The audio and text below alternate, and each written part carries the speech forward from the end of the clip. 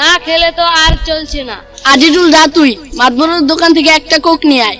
Coke, 7 up, Sprite, Pepsi, Mountain Dew, Fanta.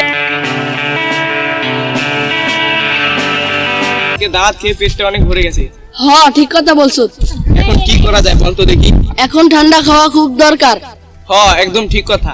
ঠান্ডা তো খেতেই হবে, না খেলে তো আর চলছে না। আজিজুল, যা তুই মাতবরের দোকান থেকে একটা কোক নিয়ে আয়। মাতবরের দোকানে তো কোক বিক্রি করে না। তাহলে 7 আপ নিয়ে আয়। মাতবরের দোকানে 7 আপও বিক্রি করে না। যা মেরিন্ডা নিয়ে আয়। মাতবরের দোকানে মেরিন্ডাও বিক্রি করে না।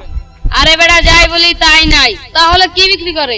Coke, 7 up, Sprite, Pepsi, Mountain Dew, Fanta এগুলোর একটাও বিক্রি করে না। যেগুলা খাই সেইগুলাই তো নাই, কারণ কি? বর্তমান সময়ে ইসরায়েল ও ফিলিস্তিনের সাথে যুদ্ধের জন্য এগুলো বিক্রি করা বন্ধ করে দিয়েছে। তার মানে কি একটু বুঝিয়ে বল। মানে হলো এগুলো তো ইসরায়েলের পণ্য, তাই এগুলো বিক্রি টাকা দিয়ে আমাদের মুসলিম ভাই ও বোনেদেরকে তারা হত্যা করছে। এই জন্য এগুলো বিক্রি করে না, শুধু বাংলাদেশি পণ্য বিক্রি করে। তাই নাকি? আমরা তো জানতাম না। আজকে যখন জেনেছি আর কখনো খাবো না, আর কাউকে খেতেও দেবো না। পেট অনেক ভরা, কথাই বেরোচ্ছে না। তাহলে একটা মজু নিয়ে আয়, কিছু তো খেতে হবে। ঠিক আছে, তাহলে মজুরি নিয়ে আসতেছি। দে টাকা দে। আমরা কি ইসরায়েলি পণ্য খাবো না, কিনবো না।